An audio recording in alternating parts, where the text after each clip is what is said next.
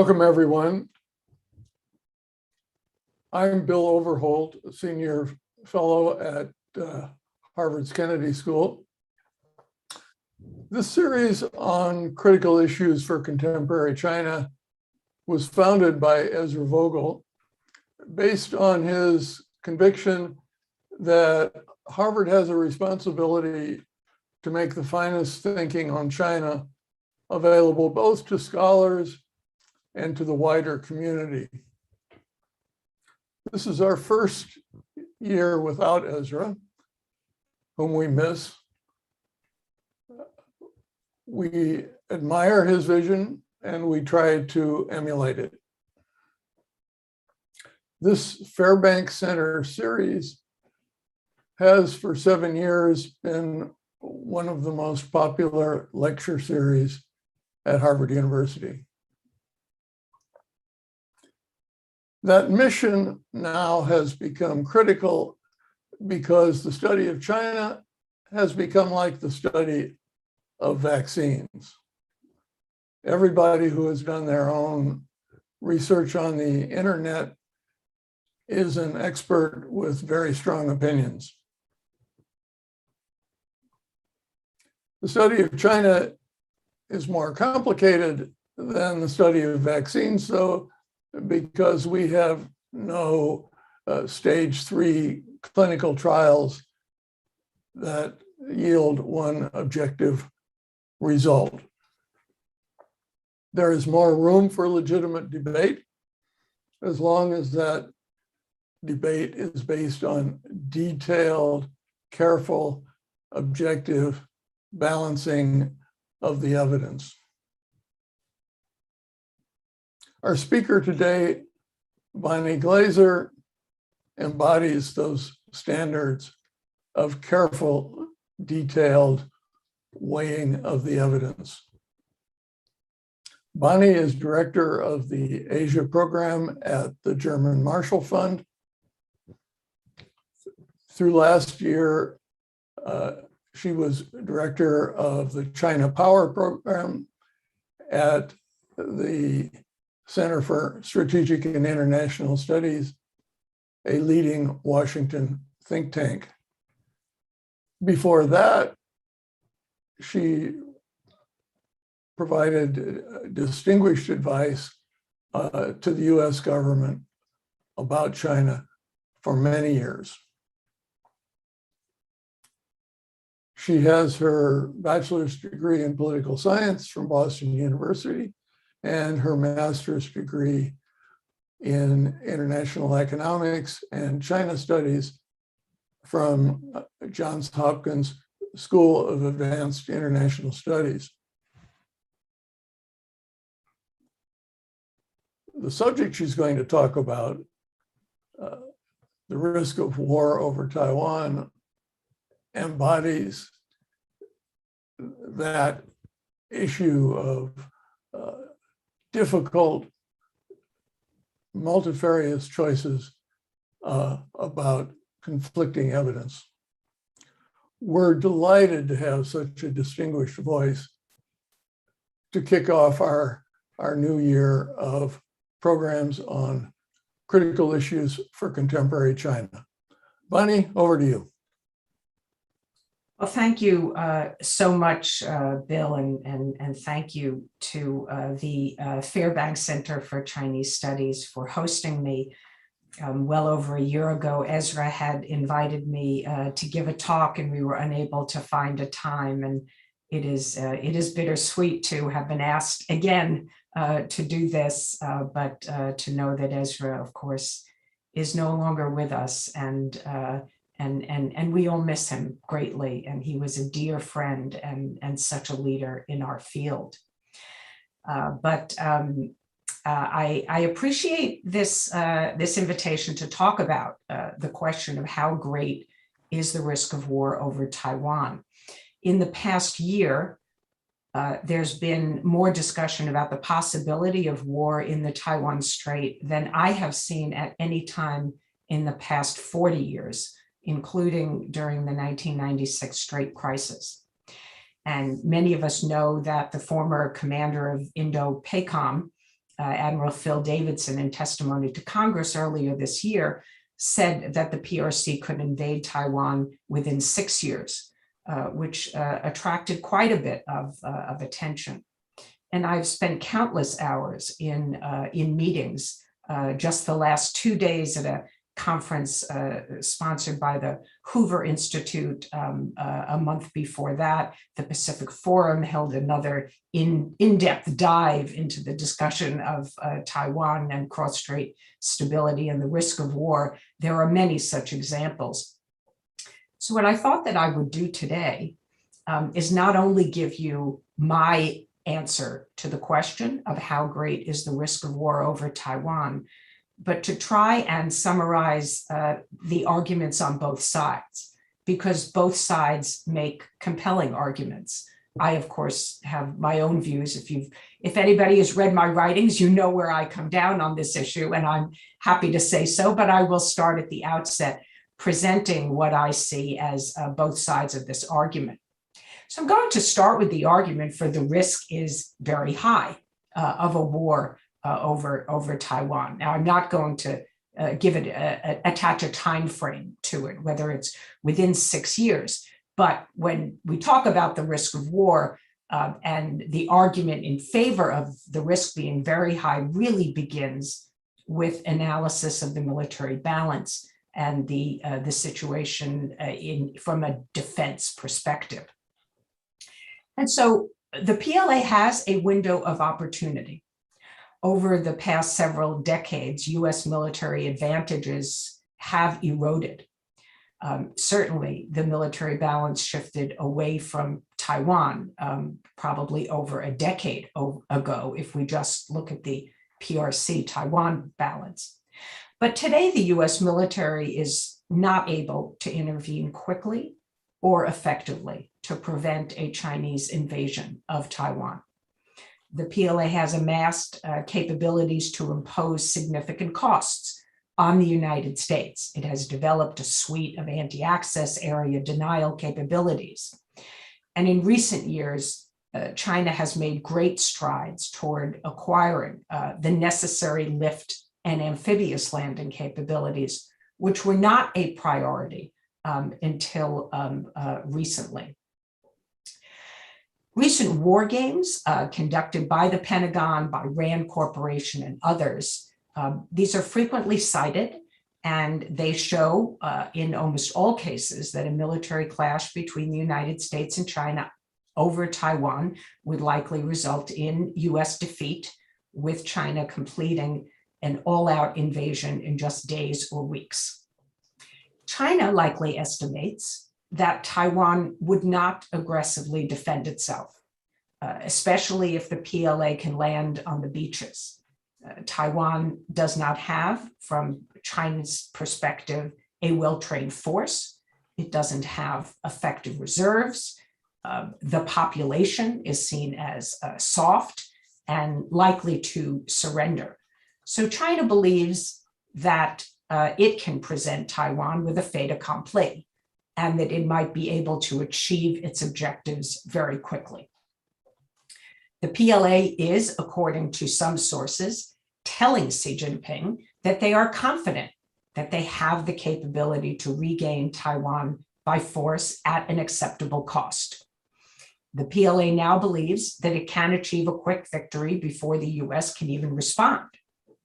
And even if China faces a protracted war with the United States, the Chinese believe that they have advantages in that scenario.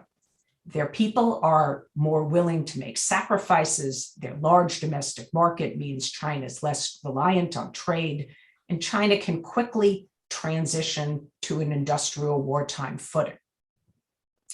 Beijing also believes that the United States would be unwilling to pay a very high price. The Chinese often say that Taiwan is existential for them, but it is not vital to US national interests. Moreover, the US is seen as war-weary, and this conclusion could in fact be strengthened by the US withdrawal from Afghanistan, as the United States is now not at war for the first time in 20 years. China likely calculates that the reaction of the international community to an attack on Taiwan would not be very strong. So it's one thing for countries to include language in joint statements like we have seen from the Japanese, the Koreans, the G7, and the EU, asserting that an interest in the preservation of cross-strait peace and stability is in these countries' interests. But it's completely different for countries to take actions to actually punish Beijing for using force or get involved in the fight if there were one. So even if some countries were willing to implement economic sanctions, those would likely be short-lived, as they were after Tiananmen in 1989. Or so that argument goes, that China would be relatively unconcerned about a strong, enduring reaction from the international community. Pressure, another reason why China might be willing to take this risk, is that pressure is growing on Xi Jinping to resolve the Taiwan question. Many in the PLA argue that the longer China waits, the harder it will be to take control of Taiwan. They see that the United States is on the verge of improving its military capabilities, implementing more advanced technologies into its capabilities, revising its force posture, and therefore see a window of opportunity to do so, but that window would eventually close.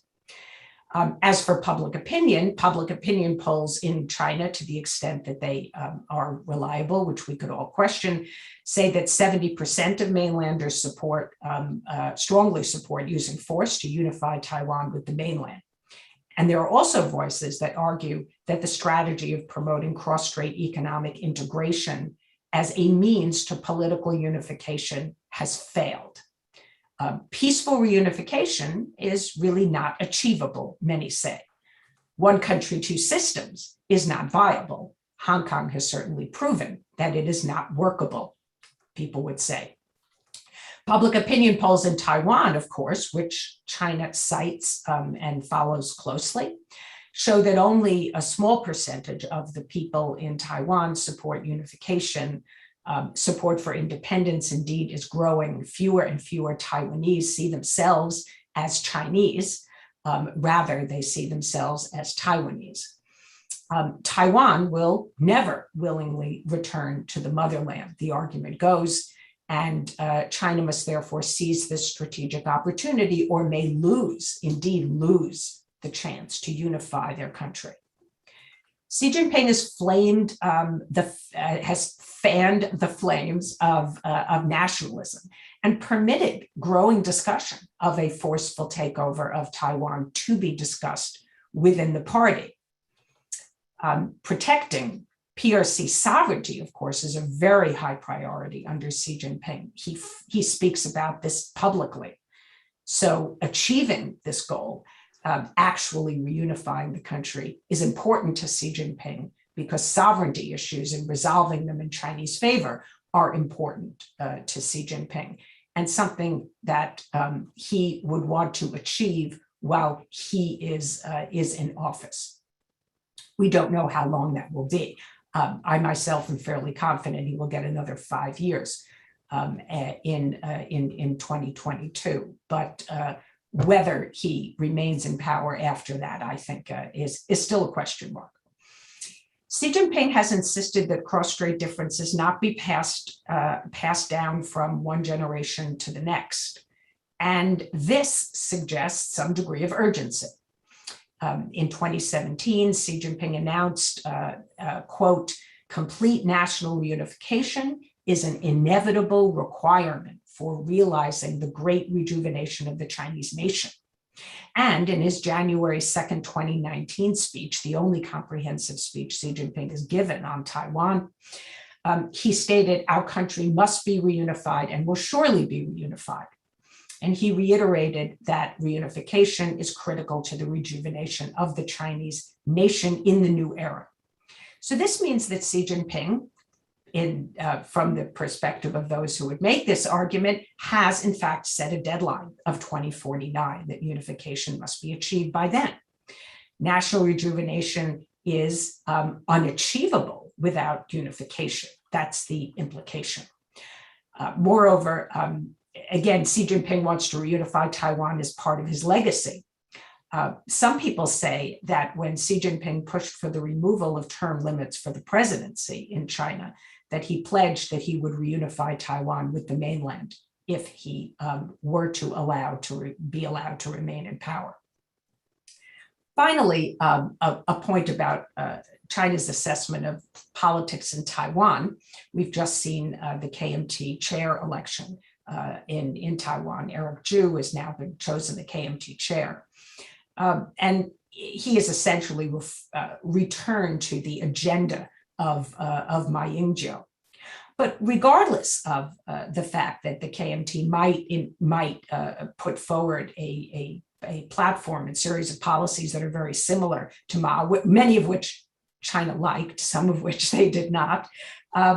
Nevertheless, in this argument of the fact that China is more likely to use force, it can be said that Beijing has lost hope in the KMT. The KMT is fractured. It's lost the support of the youth in Taiwan. It remains divided over whether Taiwan should really adhere to the 1992 consensus and how that should be defined. So going forward, Beijing will no longer implicitly accept, as it has in the past, that each side of the strait can have its own interpretation of one China and permit Taiwan to call itself the Republic of China. There is really no party in Taiwan left that can gain support from the people that will push for unification. So that is my case for the fact that the risk of war over Taiwan remains high. And I'm sure that I have not been completely comprehensive. There are probably other things I've left out, but I want to leave sufficient time to make the case that the risk of war in the Taiwan Strait, in fact, is really quite low. So China's priority is to prevent Taiwan independence. It is not to achieve unification. Unification has been a goal of all Chinese leaders, certainly since 1949. But as long as there is no danger of Taiwan declaring independence and being supported by the international community, China can accept the uneasy status quo for a long time. There are only 15 countries left that recognize Taiwan. Most of them are really quite small. Few of us could find them on a map, or indeed even pronounce them properly. The United States is taking greater actions to support Taiwan, certainly, but it isn't pushing for Taiwan's independence, and Beijing knows that. Those that argue that Xi Jinping will use military force to solve the problem once and for all really don't understand the broader historical context of the China-Taiwan dispute.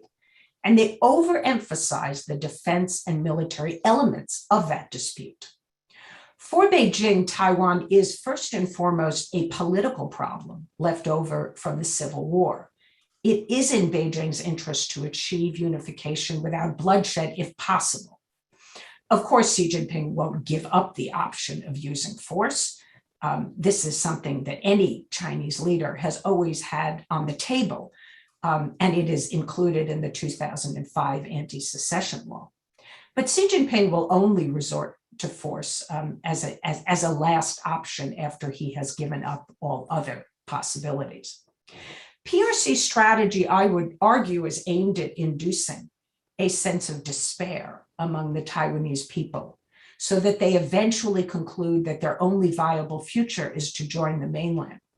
China wants to win without fighting. So there is a core psychological element to PRC strategy. Perhaps Xi Jinping has signaled impatience to achieve reunification, but I don't think he's really conveyed urgency. His call for not passing differences down from one generation to the next really wasn't communicated as a threat. Xi Jinping first used this formulation in a conversation with former Taiwanese Premier Vincent Xiao at an October 2013 meeting on the margins of APEC. And what he said was, quote, "The longstanding political differences between the two sides must eventually be resolved step by step and not passed down from generation to generation." And this is what he reiterated in January of 2019. But Xi Jinping also talked about the people on both sides of the strait as part of the same family. He raised unification in the context of cultural and historical affinity of the people on both sides of the strait as part of the Chinese nation. And we really have to carefully parse Xi Jinping's statements about Taiwan and compare them to prior leaders. Xi Jinping has said very little about Taiwan in his now almost 10 years in power. We're at almost 9. We have another year to go. So what is new? What has he not said? So it was very notable that Xi Jinping did not tie reunification to national rejuvenation in the 100th CCP anniversary speech this past July. And I think that was an obvious opportunity for him to make that statement. So what he said was, we will uphold the One China principle and the 1992 consensus and advance peaceful national reunification. On that occasion, he didn't have to underscore that China is still committed to peaceful unification. He could have just said, we want to advance national reunification. But he added the term peaceful, and I think that's significant. Statements like reunification is inevitable, and no one should underestimate the resolve, the will, and the ability of the Chinese people to defend their national sovereignty and territorial integrity. Those statements have been said by prior Chinese leaders. This is not a new statement by Xi Jinping. And importantly, Xi Jinping has not given up on economic integration playing a role in promoting reunification. So I don't think he has actually accepted the assessment that China's current approach has already failed, and therefore China should use force. So for example, Xi Jinping visited Fujian province this past spring, but he didn't visit a frontline PLA unit. He visited a PAP unit, a People's Armed Police unit. And Xinhua reported him as saying that he called on local Fujian officials to, quote, be bold in exploring new paths for integrated cross-strait development. So no, Xi Jinping has not given up on peaceful unification. Now, that said, he's certainly using more coercive tools, military, diplomatic, and economic, and we can talk more about that. So there really isn't a trend of ever tougher statements by Xi Jinping about Taiwan, nor is there a pattern of signaling urgency. When Chen Shui-bian was president, he was pushing for independence. There was such a pattern. PRC officials said at the time that the cross-strait situation was entering a period of high danger, and we have not heard that language today. In his speech on January 2nd, 2019, Xi Jinping reaffirmed the policy of peaceful development across the Taiwan Strait. So for those who follow Chinese foreign policy closely, this is what is basically called a policy guideline. It was set under Hu Jintao. And with all the changes that Xi Jinping has made in Chinese policies, both foreign and domestic, including abandoning, Tao Guang Yang Hui, the hide and bide policy, or keep a low profile policy that Deng Xiaoping announced. It's significant that Xi Jinping has not changed the policy guideline of peaceful development across the strait. So Xi Jinping may eventually set a deadline for unification, but so far he is not. He has only loosely linked reunification with national rejuvenation. He could change that formulation anytime.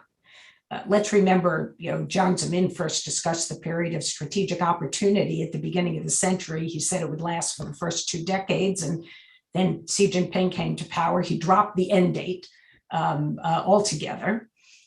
And then, of course, what happens in 2049, you can argue, is not going to happen under Xi Jinping's watch. At least according to actuarial tables, Xi Jinping would be 96 years old in 2049, probably not likely to be alive and certainly not in power.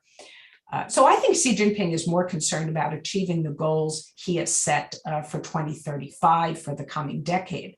And those are very much domestic, and they focus on things like becoming a leader in high technology, which I think is critically important for the rest of Xi Jinping's agenda. In fact, taking Taiwan by force, eventually, it could in fact lead to a derailing of that agenda. So if Xi Jinping thinks about the risks of using force, he might conclude that attempting to take Taiwan by force could set back the fulfillment of his other goals, including his precious China dream. The PLA could get bogged down in a long war, both with the United States and in Taiwan. Its navy could be destroyed. The PLA could suffer many thousands of deaths of the children of the generation of one-child families, which could lead to a negative backlash from the people. A prolonged insurgency on Taiwan, which cannot be ruled out, would distract Chinese resources and attention away from other national goals. The PLA could fail in its effort to seize Taiwan. I don't think that the PLA today has 100% confidence that it can achieve its goal of seizing and controlling Taiwan. Many experts doubt that the PLA has that capability. Crossing 100 miles of water and sustaining a fleet off of Taiwan's beaches long enough to prevail is not assured. And US war games, in which China is said to have defeated the United States many times, are really not good indicators of the outcome of such a conflict. War games are designed to stress US warfighting capabilities. They assume that the adversary, in this case China, encounters very few challenges. They're skewed in favor of the adversary in order for the US military to improve and figure out where its weaknesses might be so that they can address them.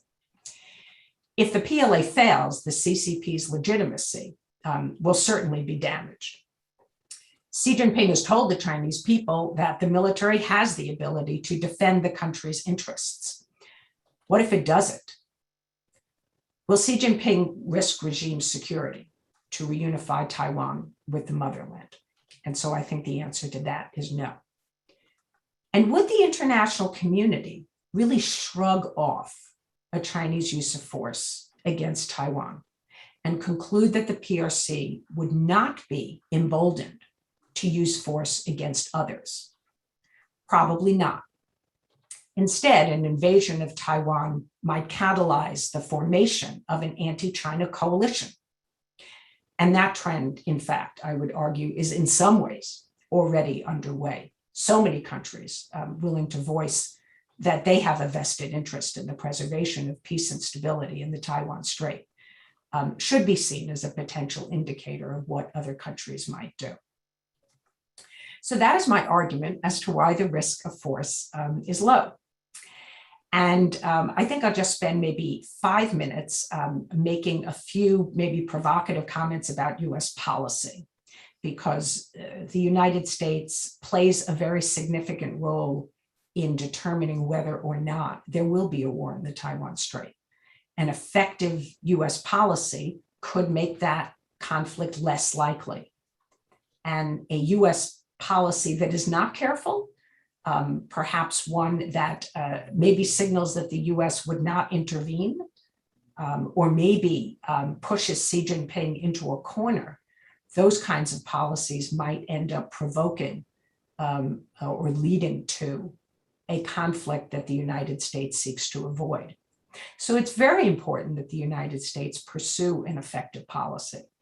Now, I would argue that under President Trump, there were some steps taken to strengthen ties with Taiwan that were important in signaling the PRC that Taiwan's security is important to the United States.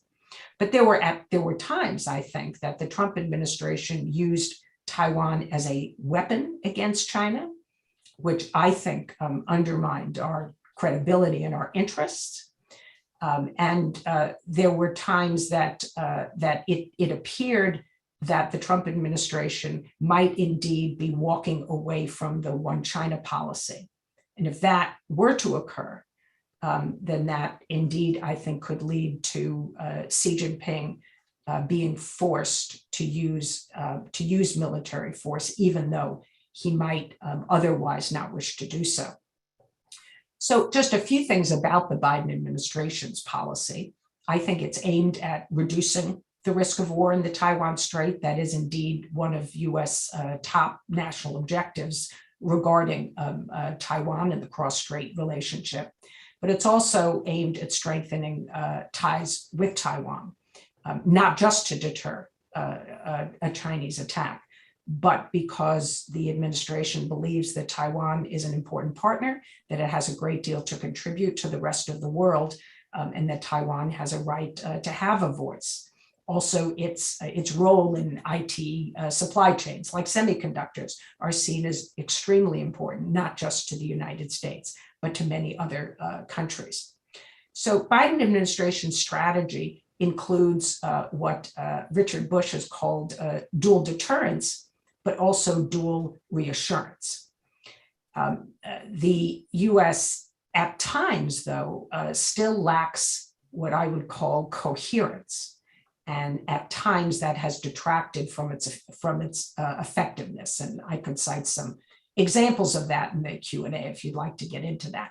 But I'll just simply quickly explain what I mean by dual deterrence and dual reassurance. So the United States has reaffirmed strategic ambiguity. It is not giving Taiwan an unconditional defense commitment, that it's an ironclad Article 5 type guarantee that it would come to Taiwan's defense under all circumstances. We've heard Kurt Campbell say that there are downside risks to strategic clarity.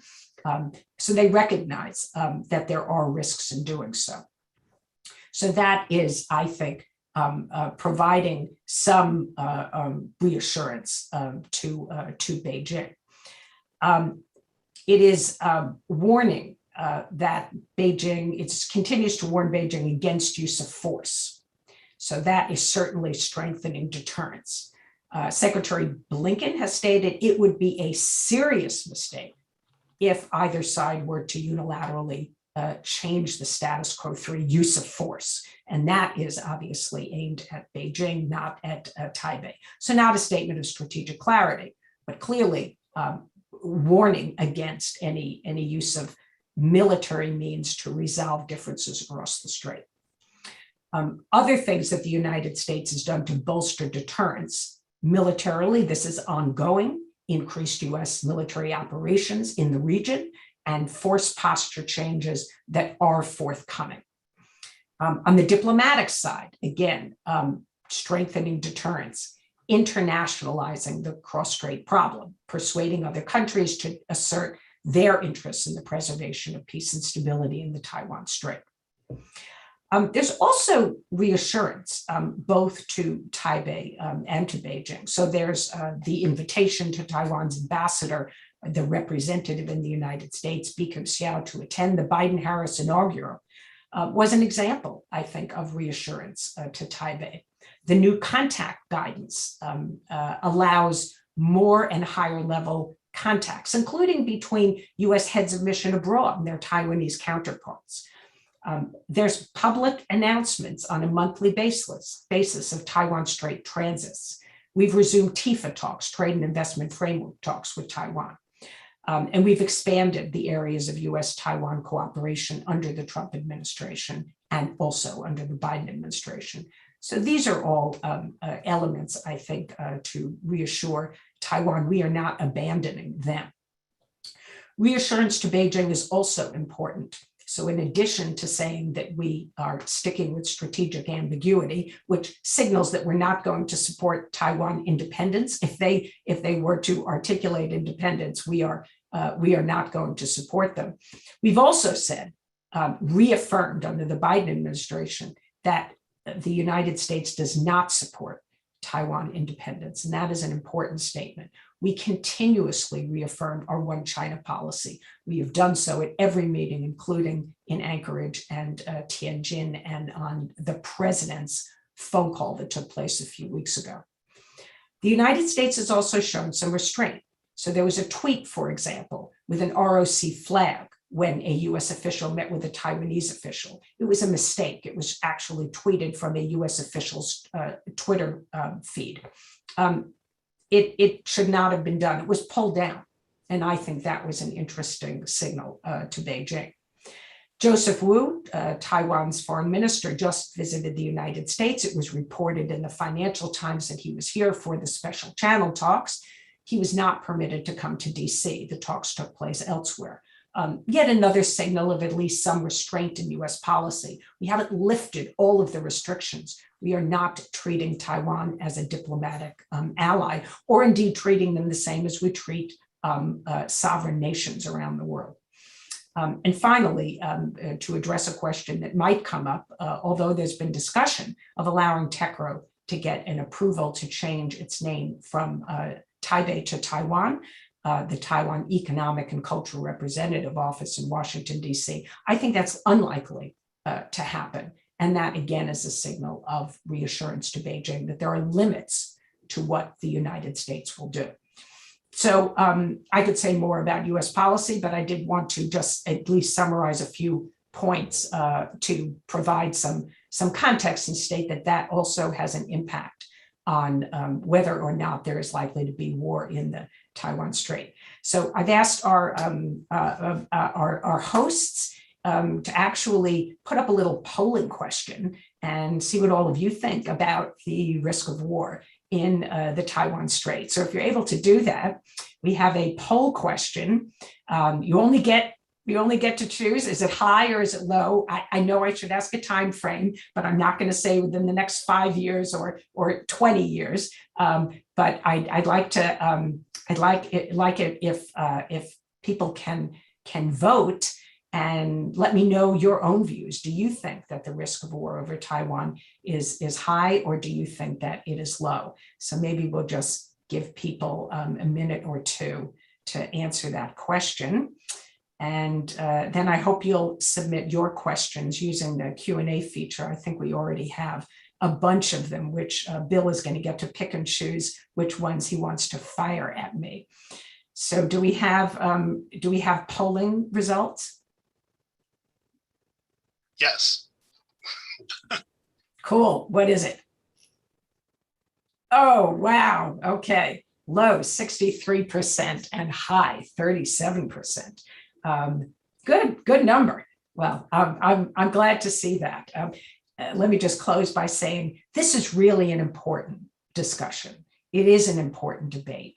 I think we have to include not just a focus on the defense elements, which are extremely important, but this should be a conversation where regionalists, China experts, and the defense community come together and continue to talk about this, because this is a critical challenge going forward.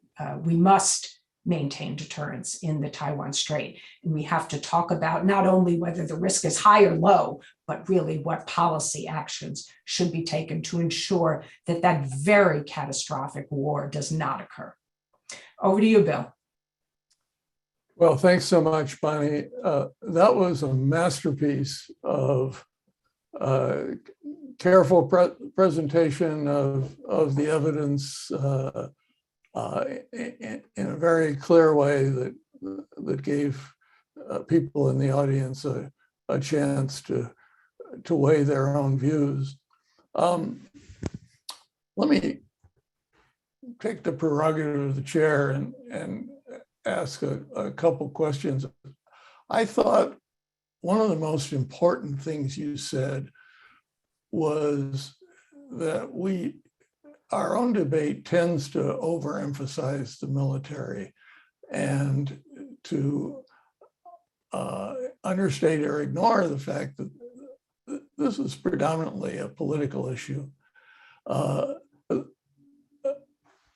Let me push you a little bit on some of the military questions.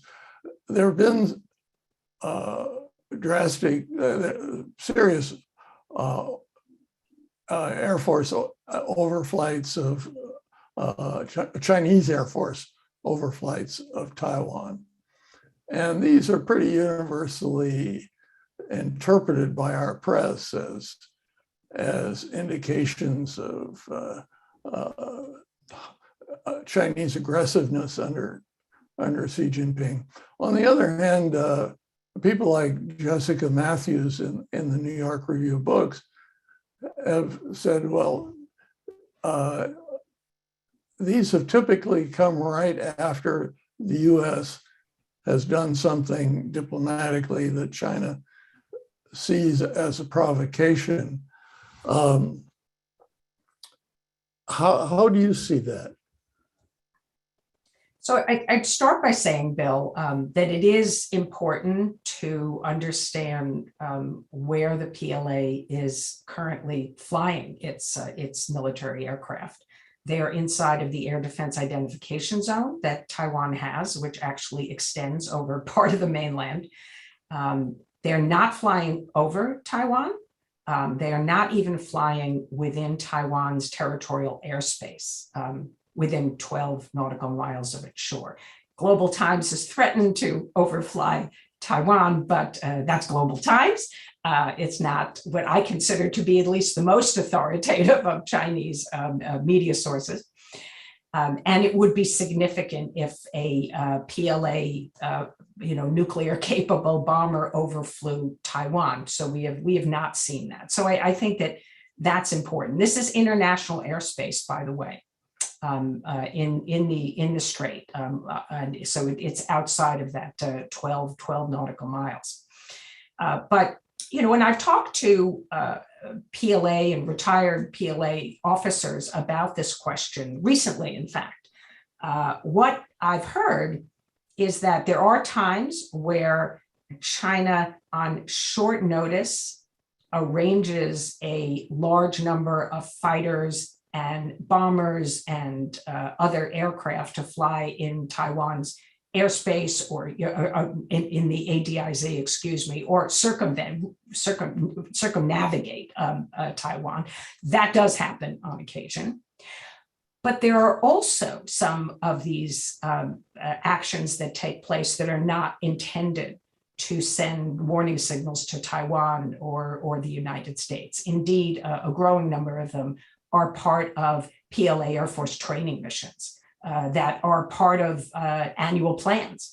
So March 31st, 2019 was the first time that a PLA Air Force plane crossed the median line of the Taiwan Strait in 20 years. Not every one of these Aegis incursions is going right across that center line, by the way. And you can go on the MND website in Taiwan and you can see all the information on a daily basis, how many aircraft, look at the map, where the incursion took place. They used to have actually photos of all the aircraft, but I think they're not doing that any longer. And so you can see what's going on, and you can also ask yourself, when there's 30 aircraft or something that go in, are they punishing Taiwan? It's just sometimes you sort of scratch your head. You're like, what's happened within the last week that Taiwan or the US has done? And the answer probably is that was just a military exercise. Thank you. One other military related question. In World War II, after MacArthur took back the Philippines, a lot of people expected that next he would go to Taiwan and then to Japan. And MacArthur said, no, Taiwan's too tough, too difficult. We're just going to jump over and attack Japan directly. On the other hand, Taiwan's defense budgets have been rather modest, and they don't seem to be mobilizing for the kind of protracted guerrilla warfare that's what would make Taiwan the tough target that MacArthur talked about. Indeed, some analysts have said the Taiwanese have just turned over defense to the U.S., which now is relatively weaker than it used to be. So is Taiwan undermining deterrence by the way they make themselves completely dependent on the U.S.? Well, I don't accept the premise that Taiwan makes itself completely dependent on the U.S., but I will certainly agree that Taiwan is not doing enough in its own defense. The defense budget is absolutely a problem. All Taiwan leaders have said that they would spend 3% of GDP on defense. They are just about 2% now. In the last 2 years, President Tsai Ing-wen has increased the defense budget. But they also increased, they approved, I think just a week ago, a special budget for weapons procurement.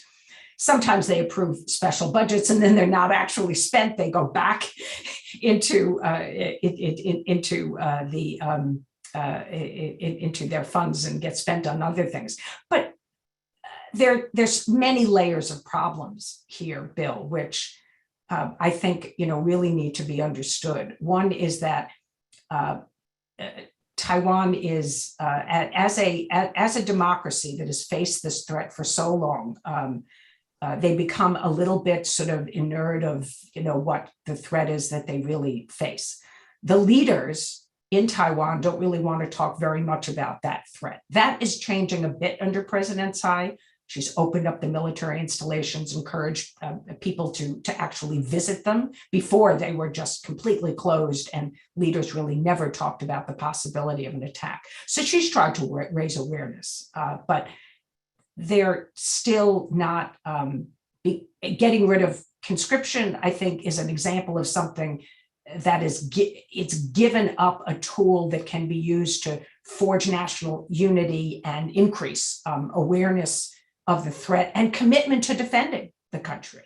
There is no homeland defense or territorial defense project underway in Taiwan, such as exists in places like Finland and Sweden and the Baltic states, which I think would not be terribly expensive for Taiwan to undertake. But then the leadership has to tell their people, there's this huge risk of war and you need to do your part. I think it's important because it would signal both to the United States and to the PRC that Taiwan has the determination to defend itself. Democracy has really prevented Taiwan from spending more money on defense. Ever since Taiwan has really become a full-fledged democracy in the late 90s, we've really seen this unwillingness to take away these precious dollars from social purposes and put them toward defense. The public doesn't support it. And so I think this is certainly a problem that they face. So to me, there's many layers of this. They are acquiring more asymmetric capabilities, but not all of the weapons that they're acquiring are asymmetric capabilities. They're spending too much money on very large and shiny objects like the heaviest tank in the world, the Abrams tank that they purchased from the United States, which I don't think was really well suited to Taiwan's geography, although I understand how they explained that they would use it to prevent the PLA from landing on the beaches. So there's so much more that Taiwan can do, but I don't think that they've outsourced their defense entirely to the United States. In fact, in my conversations with people from Taiwan's military, they have insisted to me that in their development of what was the overall defense concept, which I'm not really sure still exists, that was developed with the assumption in mind that the US would arrive either very, very late or not at all. Thanks very much. We have a question from Bill Bacalus, who authors one of the leading newsletters on China.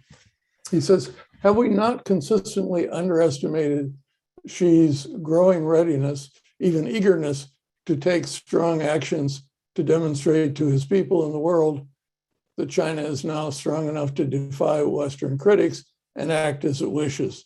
The crackdown on Hong Kong, the release of the two Michaels within moments of Meng Wanzhou, abandoning any pretense that they weren't being held as hostages. Are you making the same error vis-a-vis Taiwan? I don't think so. I think that Xi Jinping has a cost-benefit calculus, and we can disagree on what that calculus is and how it applies to Taiwan. There are some implications of Hong Kong for Taiwan, but I think we have to be careful to not really overplay this analogy. Hong Kong returned to Chinese control. Hong Kong could be controlled through law. The Chinese didn't have to use its military in order to exert control over Hong Kong. They already essentially controlled how Hong Kong was ruled. And it was very easy for them to use law and other means that are not non-peaceful means, with the exception of police actions, in what they claimed was response to actions by protesters, that to gain control over Hong Kong. The National People's Congress can pass laws on how they are going to control Taiwan, but they can't implement it. So they can't control Taiwan through law. They have to do it. Ultimately, if they cannot entice Taiwan peacefully, they have to do it through force. And I'm surprised at this interpretation, which I've seen everywhere, about the two Michaels. Surely this was part of the deal, whether anybody wants to admit it or not. There was no way that Meng Wanzhou was going to be released without the certainty that the two Michaels were going to be released. I don't, if you read the media in China, you will certainly not see much attention paid to this issue of the two Michaels, but it was said that they admitted guilt.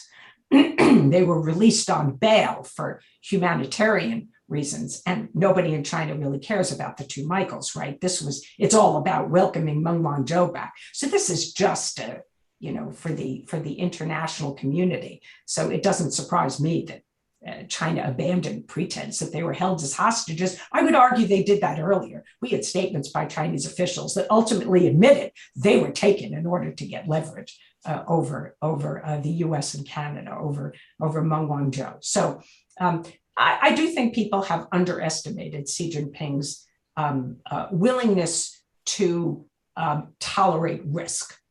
That is true.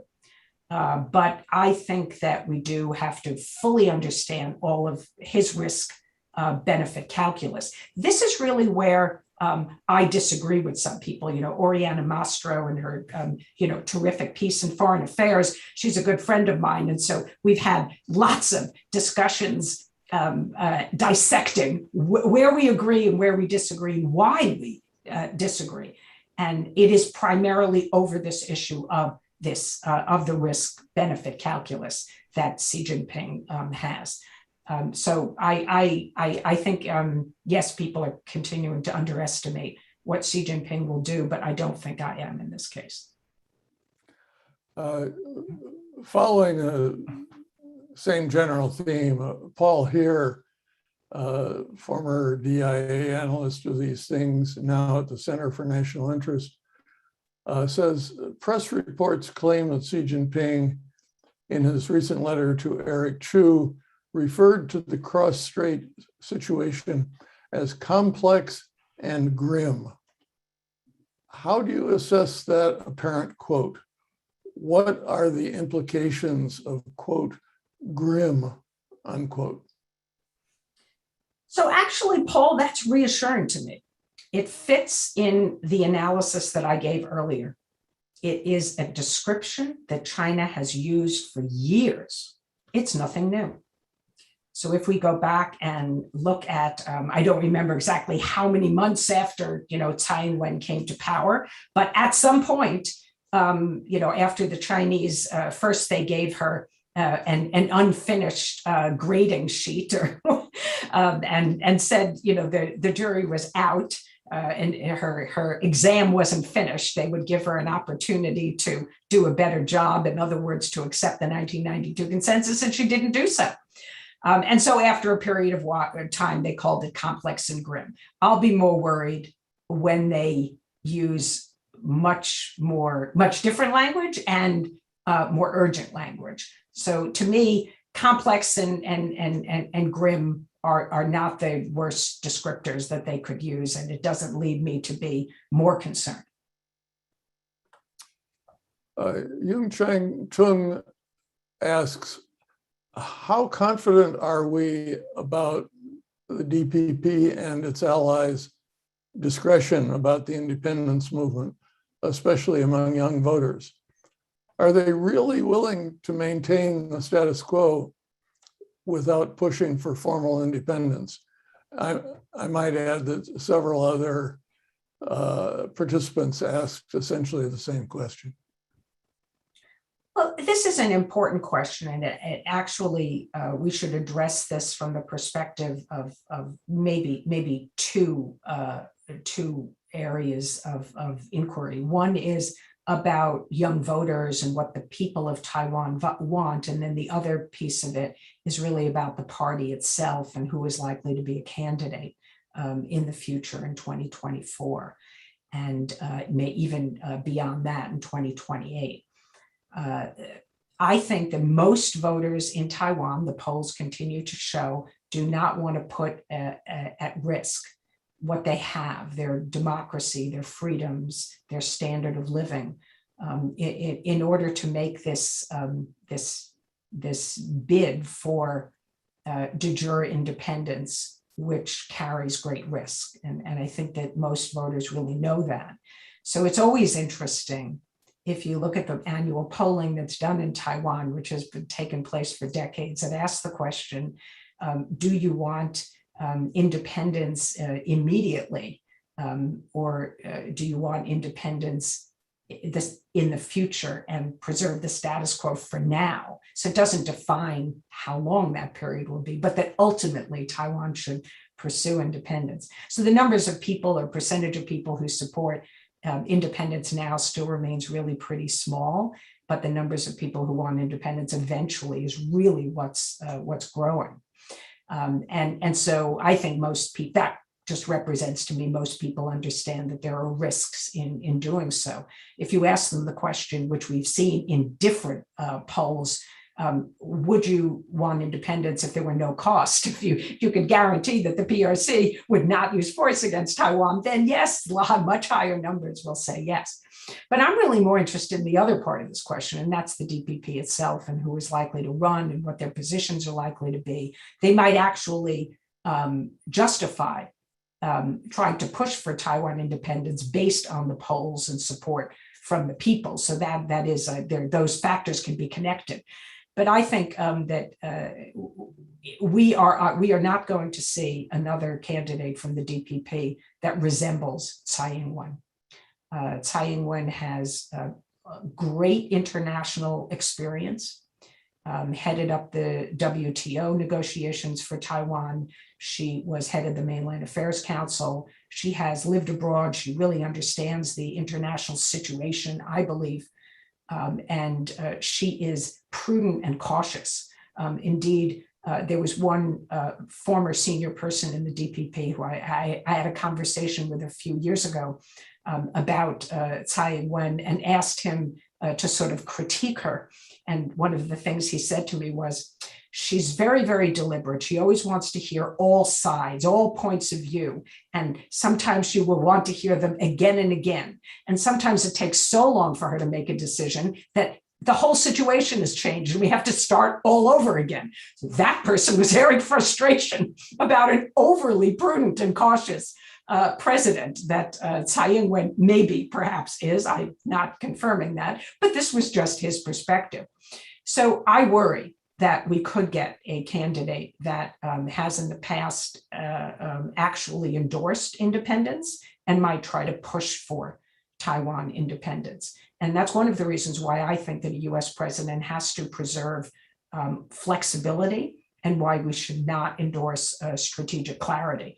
And I would just note that Richard Haass, who has advocated for adopting strategic clarity or giving Taiwan an ironclad commitment of defense, just gave a speech the other day at the Hoover Institution.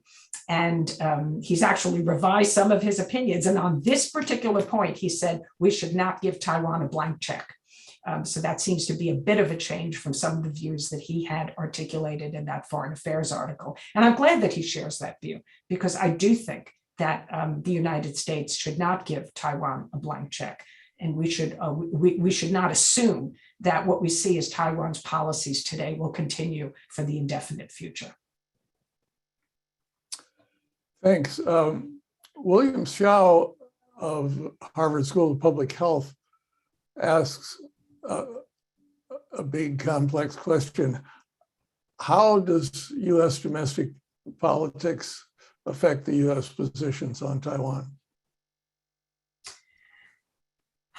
It is an important question, and especially really, I think the role of Congress. You know, the role of Congress just cannot be underestimated in our policy toward Taiwan.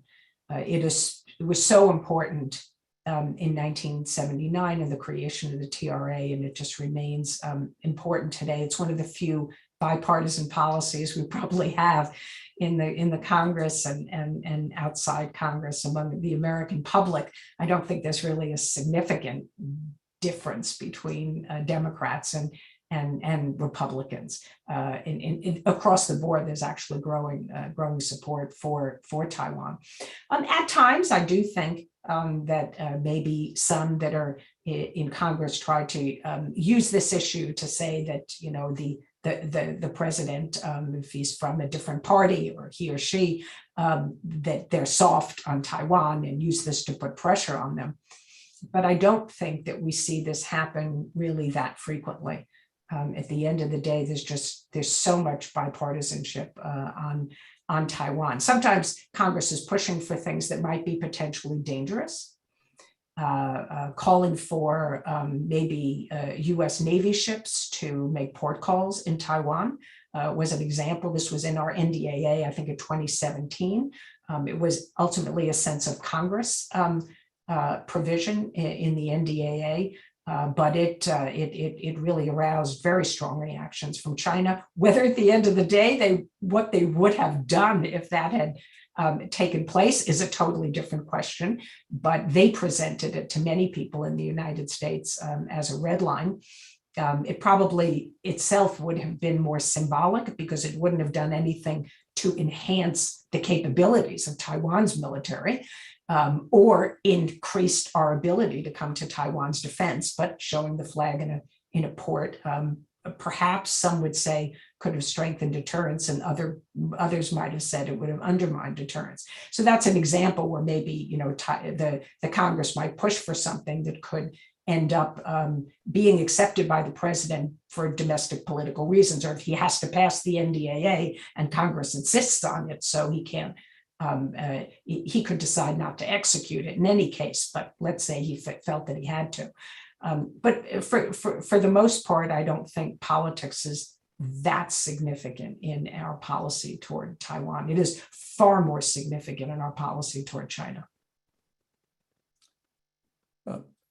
Nara Dillon from Harvard asks, how do you think Taiwan's leadership can counter the PRC strategy of inducing despair I take it that refers to your comment that China thinks that over the long run, it will just overshadow Taiwan to the extent that Taiwan will give up.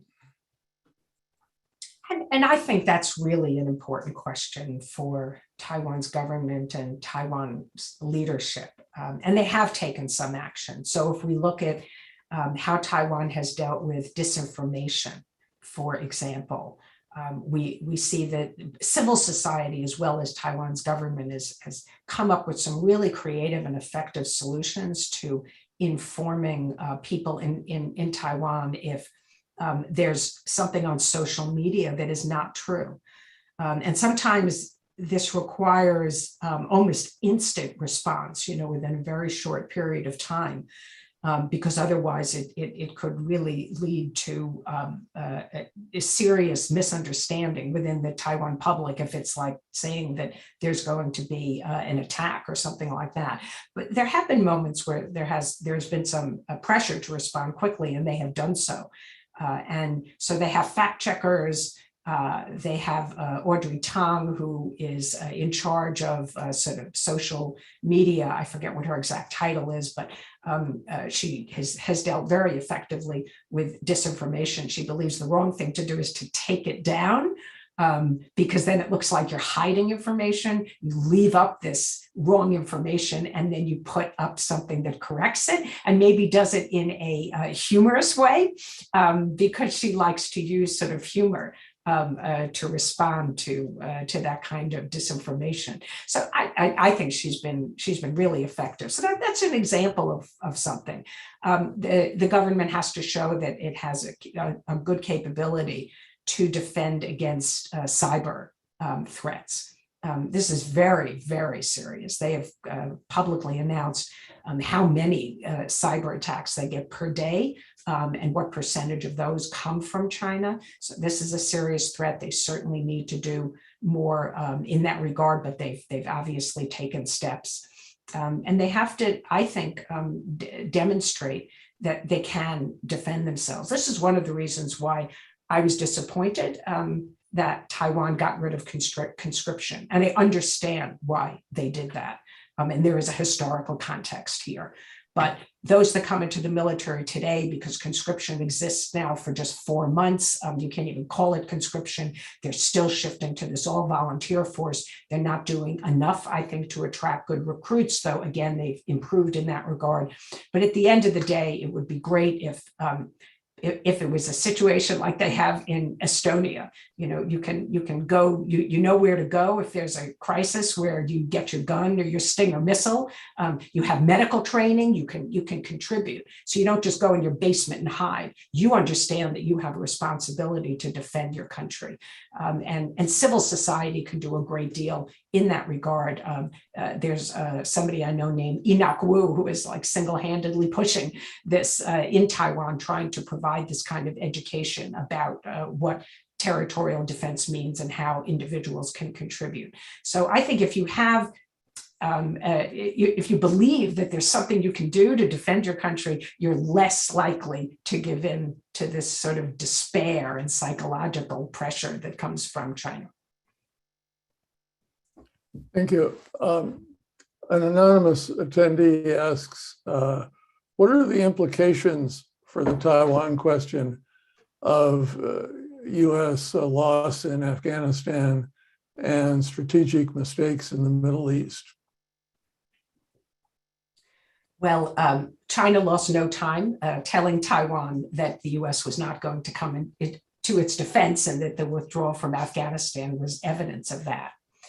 But there's been, I think, a number of articles that have outlined, I think, in a very compelling way why this is not true. Taiwan, of course, we had a mutual defense treaty. We continue to have very close relationship with Taiwan. We have enduring national security interests in Taiwan as a democracy. The more competitive and tense our relationship gets with China, in fact, the more important Taiwan has become. Taiwan is, as I mentioned earlier, its importance in semiconductor supply chains. It stands as the only Chinese democracy in the world. George Bush called Taiwan a beacon of democracy, and I believe that that's true. It stands as an example that Chinese, ethnic Chinese, can in fact implement their own democracy in an effective way. I know that the PRC likes to say that Taiwan doesn't implement effective governance, but I think that the facts belie that claim. So, Afghanistan is not a U.S. ally. We went there to kill bin Laden and to eradicate terrorism. And we were there, even though Afghanistan was not a democracy, probably had no hopes of becoming a democracy. We stayed there for 20 years. We actually spent over $1 trillion and lost well over 2,000 of our own people. I mean, what would we do for Taiwan? Would we do less? Now, I would argue that the Chinese should conclude that we are willing to sacrifice blood and treasure for our interests, and that Taiwan is far greater interest, in fact, to the United States than Afghanistan is. So I don't see that the United States is sort of war weary and we will never step in to defend Taiwan. I would also note, even though I don't always put a lot of stock in public opinion polls, but if we do look at the Chicago Council public opinion poll, I think it was several months ago, then they've asked this question about Taiwan and whether or not the United States should come to Taiwan's defense if attacked.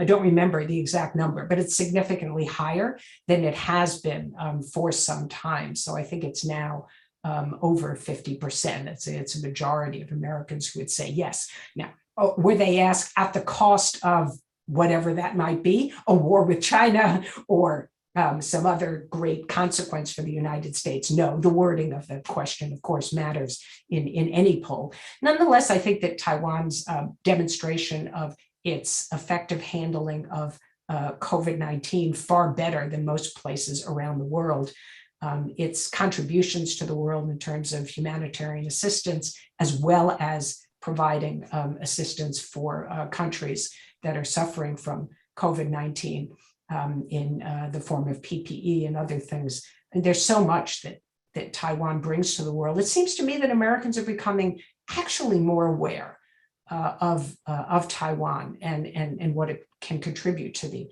international community. So I'm actually more hopeful about this trend.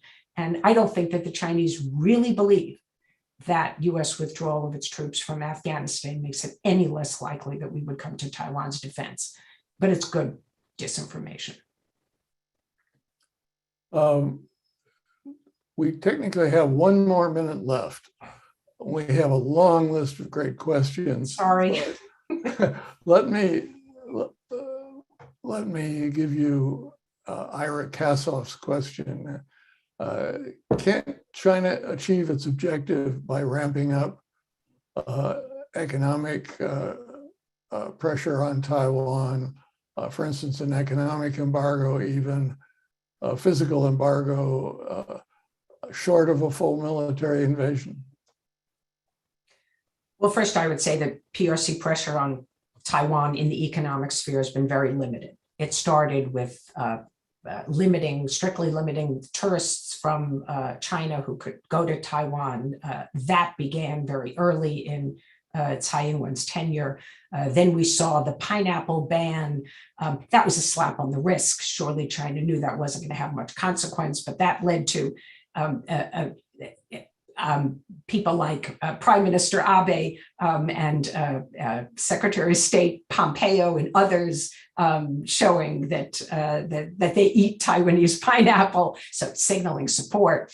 And recently we've seen some apples that have now been said to be infested with some fleas or something that they're now boycotting from Taiwan.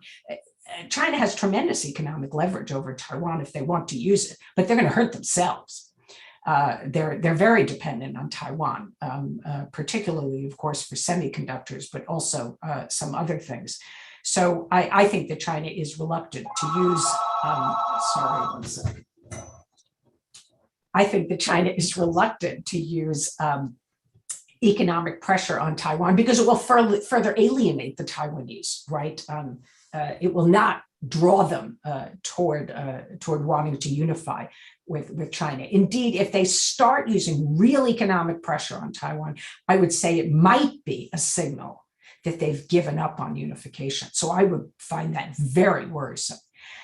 If we think about a blockade, this is one of the most challenging scenarios for the United States because China has the capability, I think, to impose a blockade on Taiwan.